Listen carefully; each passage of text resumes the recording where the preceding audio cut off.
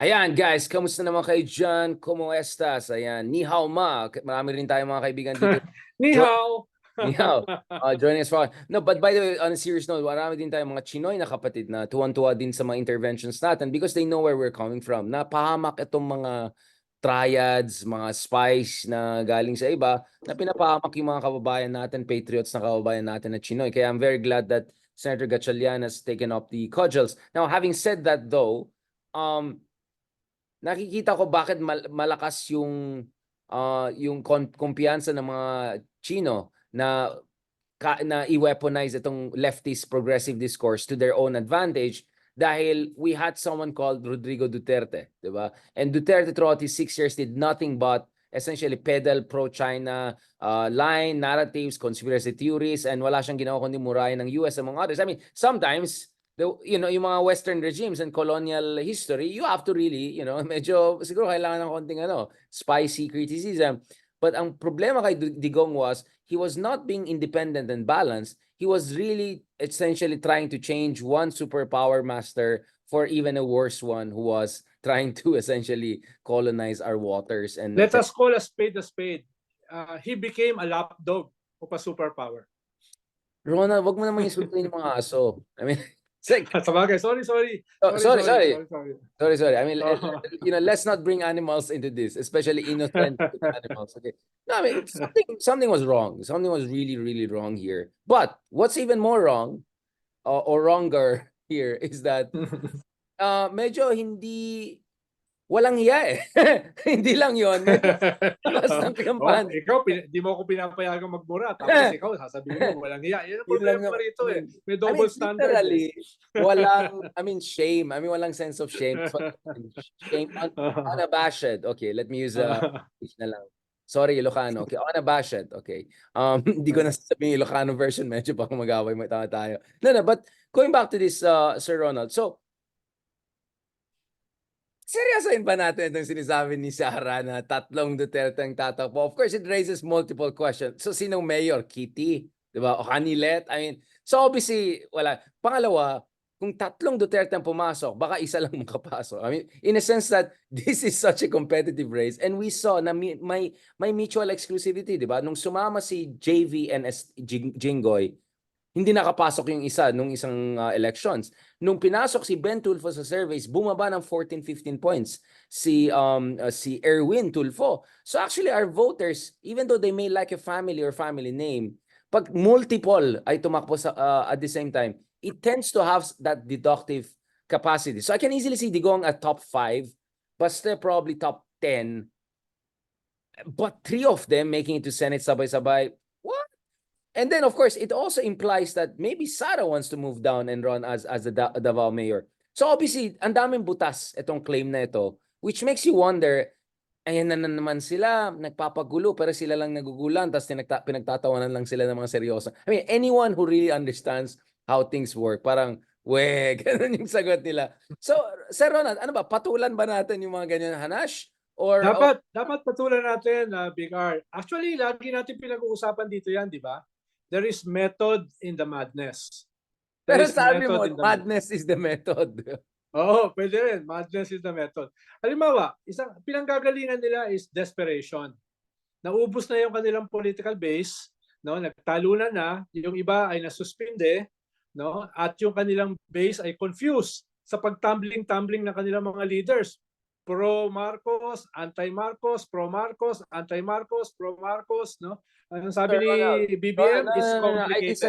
I disagree with you. Sabi ito yung super analysis na pinakagusto ko. Sabi ni ex-Human Rights, akala nyo nawala na yung black magic. Yung Duterte magic. Na-Freudian slip ako. Nawala yung Duterte magic. Natataranta na daw tayong lahat. Wow, we're so scared. I stand corrected. No, I stand corrected kay idol ko na ex-human rights lawyer, di ba? So, yun yung isa, no? Pinanggagalingan yan ay desperation, no? They have to go on the offensive. Hindi sila pwedeng defensive eh. Dahil lalong mag-hemorrhage yung kanilang base. Lalong mag-hemorrhage. At doon tayo pupunta sa ikalawang factor. Yung method in the madness. This is classic Duterte. This is classic Duterte disruption. No? Tinataob nila yung lamesa. Tinataob nila yung lamesa. At the very minimum, di ba? At the very minimum, pinag-uusapan sila. At the very minimum, nagmamarka sila. No? At ang tingin ko, they are a brand parang tulpo. Kahit anong sabihin mo sa tulpo, walang machinery, walang partido, di ba? Pero nag-number 1 sa party list, nag-number 2 sa Senate. At ngayon, yung dalawang tulpo, pasok sa Magic 12. Kahit sabihin mo na nagpa-fluctuate yung kanilang ratings, nasa pasok sila sa 12. Ganun din ang balak ng Duterte. Gamitin yung what remains of the Duterte brand at tingin ko dalawa dyan ay feasible. Yung isa ay iiwan sa Davao. Hindi nila iiwanan yung bailiwick nila. Possibly ang iiwan si Pulong. Dahil wala pang national prominence si Pulong. Tingin ko yung sinabi ni Sara na si Baste ang standard bearer sa 2028 is not an empty threat. Tingin ko partly to deflect attacks from Sara, yung layunin. Pero tingin ko ay sinusubukan din nila. Si Bastiba ay magiging Digong 2.0 na mas gwapo ng hindi hamak, di ba? Imagine mo a Digong 2.0 na mas gwapo, mas attractive. Yeah, but No? minus all of Digong's credentials as an expert, lawyer, yes. everything. So, tinitignan din nila kung tataas siya. Kung tataas siya at si Sara bababa, why not? Diba? Why not? So, ito, iba-ibang factors ito. Desperation, classic Duterte strategy na disruptive, at saka playing the field. Alam nila na playing the field, yung Duterte brand, like the Tulpo brand, ay papasok kahit sino pa. Kahit sino pa yan. No? Kahit sino pa yan. Kahit sinong Tulpo yan, kahit sinong Duterte yan, mamarka. Dahil may brand eh. Yun yung kulang dun sa traditional opposition. The branding. No? Yung branding. Kaya ipatulpo mo is a brand. No? Yung Punisher Duterte brand is a brand. Diba? Kahit yan ay nabawasan na dramatically. Nabawasan na yan dramatically, it's still there. Yeah, It's still enough to make them win sa Senate. Yeah, I can easily see one or even two making it to the Senate, sure. Although baka hindi na makapasok si Amy. Because, I mean, medyo alanganin na. Feeling ko si Amy ang hindi makapasok pag pumasok yung dalawa dyan Or Francis Tolentino. Oo, I mean, delikado yung ibang PDP laban or Duterte allies. Actually, baka sila pang matamaan kaysa yung mga iba, di ba? Pero umalis na sila eh. Umalis na sila sa Duterte opposition eh. Sumama na sila sa administration eh. Kaya para sa Duterte administration, okay lang yon. Well, according to your favorite Senator Robin Hood Padilla, sabi niya, maganda yan, maganda po yan dahil magsasama kaming lahat. Ako, si Bato, Bongo, sinabi niya, Tolentino, tatlong Duterte. Ganda po yan, magagawa namin yung kailangan namin. Talagang very happy siya kanina nung nag-react siya dito sa para 7. Duda ako kung makakasama nila yung Francis Tolentino. Tapos yung Bongo, may mga cracks na eh. Binanatan ni Baste, di ba? Binanatan ni Baste na sobrang tahimik, hindi sila dinidepensahan. Tapos si Bato naman nasabi, ano sabi ni Bato? Mag-guerrilla pa na lang sila. Guerrilla strategy, whatever that means.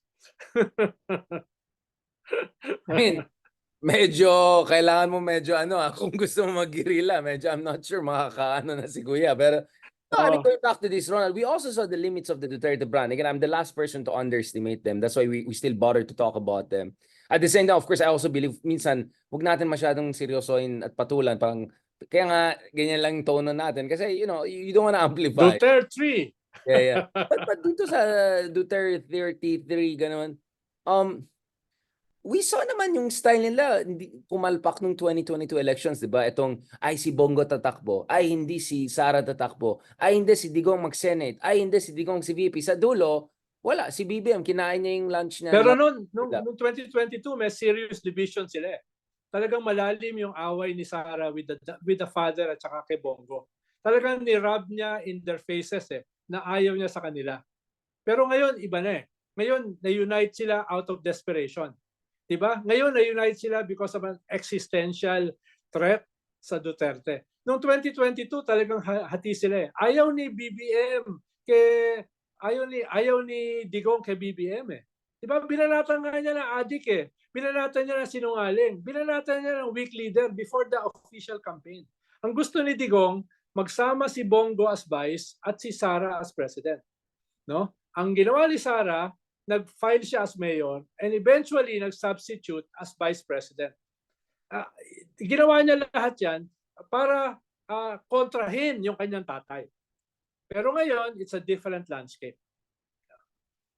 What you're saying is that this time they might be more disciplined and all dahil, desperation is the mother of... Ang tingin ko, it might not work. Ang agree ako sa iyo, it might not work. Ang sinasabi ko lang, it's a classic Duterte disruptive strategy. Diba? Ngayon, pinag-uusapan sila. Everybody is talking about them. Duterte 3. Kahit ang tingin ko, 2 lang. Duterte 2 lang yan eh. No? Pero pinag-uusapan dahil Duterte 3 eh. Diba? Alam mo naman ang mga Pinoy. Gusto yung mga ganyang klase ng mga branding. Diba? Yeah, I mean,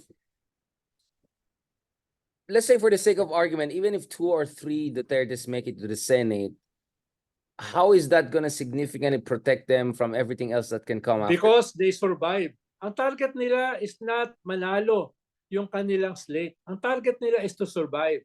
Dahil ang tingin nila, after surviving, after the midterms, mismo yung mga sumama sa administration slate will slowly gravitate towards them. Kung si Sara or si Baste ang mga frontliners for the 2028 presidential election. So unawain natin, ang objective nila is to survive. No? Kahit sinasabi ng paborito mong ex-human rights lawyer na sila ngayon ay game changer. Sila ngayon ang new opposition at they will defeat the administration slate. No? Malinaw naman, underneath that bravado, ang kanilang layunin is to survive. At kung titignan mo yung administration slate, walang organic na Marcos doon. Walang organic na Ilocano ron. These are parties na can shift loyalties overnight. Lalo na halimbawa yung nasyonalista, nakasama si Aimee, kasama si Cayetano, kasama si Villar. No? Ngayon, very critical sila, di ba, sa administration. Even supporting Kibuloy na gusto pabagsakin yung Marcos government. Di ba? Pero ito, sasama ito most probably sa administration slate and others like them. Dahil wala namang organic loyalist Ilocano Marcos eh. Wala na yun eh. Di ba? So, after the election, inaasahan ng mga Duterte, if they survive, itong mga ito na cynical politicians will shift side kung sino ang frontliner sa 2028. Di ba? Yun yung inaasahan nila. Well, kaya it's not to win yung slate nila, it's to survive. No? And if they make it to 2026, 2027, okay na sa kanila yun. And then the okay na sa kanila. Huwag mo kalimutan, may ICC pa. May ICC pa. Again, kaya nga sabi ko, being a senator doesn't give you immunity from ICC anyway. Definitely. And the lower house, it gives house, you political prominence. No? It gives you some sort of layer of protection. But also, of course, yung lower house, mukhang malabo na may chance ang mga pro-Duterte people, mukhang dudurugin sila ng administration and all of that. So, maybe in the Senate... Definitely, pero alam mo naman ang lower house, di ba? It will also shift loyalty overnight. But Marcos also knows that, right? Sa tingin mo, wouldn't Marcos also... Marami dyan, PDP laban eh. Oh, alam ni Marcos, pero yeah, I mean, hindi naman siya tanga eh. Wala naman talaga sila. Diba? Ang pwede nila itulak si Sandro. Pero Sandro is too young for 2028. Diba? Si Speaker naman, mababa ang ratings. So, sino itutulak nila? Ang isang probability nila is to change the system. Pero uphill yan eh. Diba? Uphill yan. Gagawa sila ng isa pang move to change the system. Pero ang tingin ko, it will fail. Ikalawa nilang possible move is to be a kingmaker. Diba? Support a winnable candidate against the Duterte. Dahil yung Duterte, pag nanalo, will go after them eh.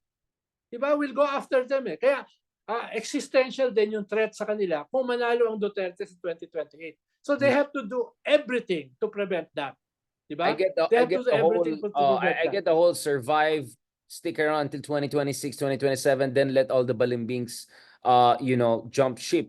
Except another ship is arriving called the Tulfo ship, right? And if you're Rafi yes. or any Tulfo right now, unless magkakaroon din ng tatlong Tulfo, na more probable yung tatlong Tulfo kaysa tatlong Duterte sa Senate next year. Rafi's clear leading. Medyo mukhang magsisolidify pang lead niya. Bringing the Basta into equation, isn't that a bit risky in a sense that, of course, I know misogyny may be working also against Sara, but it's for all of the strengths supposedly Basta brings, he doesn't have much of a CV compared to Sara, and you're up against Pero Rafi Richard, Tulfo is way more macho than you. So I mean, I don't know how is this. yes. Pero Richard, zero-sum game na sila eh. Diba, zero-sum game na sila. Existential na yung threat sa kanila. Nakasandal na sila sa pader. Ano pang gagawin nila? Diba? Hindi pwede sila maging defensive eh. They have to go on the offensive. At yun yung ginagawa nila. It's classic Duterte. Huwag mong kalimutan, di ba? Wala namang machinery si Digong eh when he won. Pumasok yung machinery nung siya ay winnable na. So, ina-expect nila na pwede pang mangyari yan. Ako, duda ako. No? Ang sinasabi ko, ako duda. Pero yeah, sinasabi ko lang, dyan sila nang gagaling. That's where they are coming from. Whether that will work, duda ako. Dahil damaged goods na rin sila. No? Damaged goods na rin yung Duterte brand. But they are still relying on that brand. They are still relying on that brand. Thank you very much for that. Last pag-usapan natin, upcoming elections in a Team China versus US1, and then idikit natin dun sa dalawang favorite mong Thunders na si Biden versus Trump, right? Ito, Thunderbird. Mga Thunderbirds, yan, pag-usapan natin. Thank you so much, Sir Ronald Llamas.